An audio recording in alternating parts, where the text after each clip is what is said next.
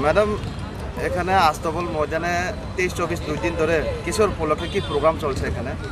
আমাদের এইখানে আমরা খুম্পুই কালচারাল একাডেমির পক্ষ থেকে একটা সম্প্রীতির উৎসব করতে যাচ্ছি। এটা কোথালাং মুংতের। আর আমাদের এই অনুষ্ঠানে সকলকে আমরা বার্তা দিতে চাই, একটা ভালো মেসেজ দিতে চাই যে আমাদের শিল্প সংস্কৃতির মাধ্যমেই আমাদের বন্ডিংটা অনেক মজবুত হবে এবং আমাদের প্রেম ভালোবাসার প্রীতির লেনদেনটা আরও ভালো হবে। আমাদের একে অপরকে চেনার সুযোগটা এখানে আরও খুব সহজেই পাওয়া যাবে। তো আমরা চাই আমরা একের অপরকে যেন চিনতে পারি, ভালোবাসতে পারি, একে অপরের সঙ্গে যেন মিলেমিশে থাকতে পারি এবং আমাদের ইয়থ জেনারেশনকে আমাদের পক্ষ থেকে মেসেজ দিতে পারি যে আমাদের শিল্প সংস্কৃতিকে তোমরা ফলো করো।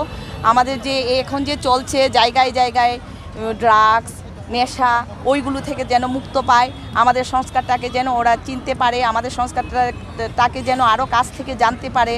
এই নেশামুক্ত যে আমাদের চারিদিকে ছড়িয়ে পড়েছে, ক্যান্সারের মতো খেয়ে নিচ্ছে সকল ইয়তদেরকে, ওরা যেন এইটা থেকে দূরে থাকে, ওরা যেন আমাদের সংস্কারের এবং শিল্পের কাছে থাকে, কলার কাছে থাকে।